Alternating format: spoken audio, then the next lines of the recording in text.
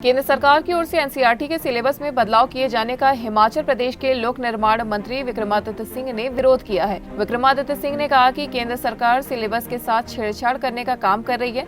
उन्होंने कहा कि वे भी इस बात के समर्थक हैं कि किताबों में भारत का गौरवमय इतिहास पढ़ाया जाए, लेकिन किताबों से तथ्य हटा देने से सरकार को कुछ नहीं मिलेगा। उन्होंने कहा कि सिलेबस बदलने से सरकार को कुछ हासिल नहीं होगा। विक्रमादित्य सिंह ने कहा कि हिमाचल प्रदेश में पूर्व शहरी विकास मंत्री को भी एक बार शिमला का नाम बदलने की इच्छा हुई थी। विक्रमादित्य सिंह ने कहा कि इतिहास से छेड़छाड़ करने वाले एक दिन खुद इतिहास बन जाते हैं। अपनी राजनीति के हिसाब से इतिहास से छेड़छाड़ करने की राजनीति सही नहीं है। आज का एक बहुत ही लीडिंग अखबार में इंडियन एक्सप्रेस में ये खबर आई है कि किस तरीके से जो एजुकेशन बोर्ड है, central board of secondary education CBSE, वो किस तरीके से जो है वो हमारे एजुकेशन सिस्टम से छेड़छाड़ कर रहा है।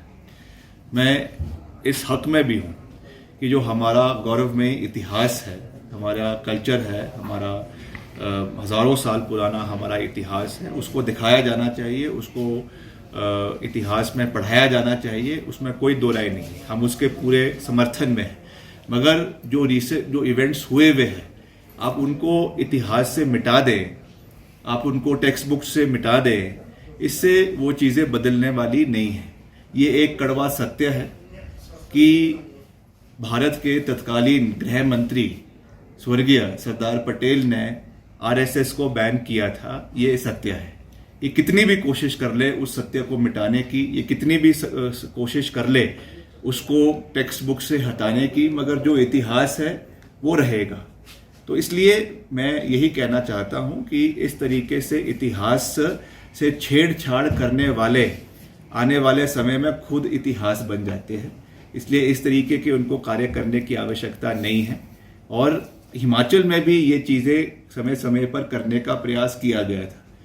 हिमाचल की जो राजधानी है शिमला, इसका नाम भी जो तत्कालीन शहरी विकास मंत्री थे, पता नहीं उनको किसकी जो है वो दिव्य दृष्टि आई थी कि शिमला का नाम बदलने चले थे।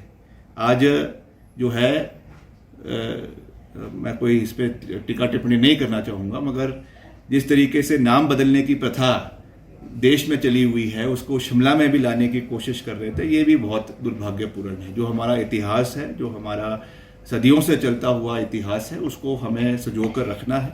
और ये ज़रूर है, जैसा मैंने पहले भी कहा, कि अगर कुछ उसमें कमियां रह गई हो, उनको अगर इनकॉर्पोरेट करना है, उसमें हमको कोई भी जो है वो एतराज़ नहीं है।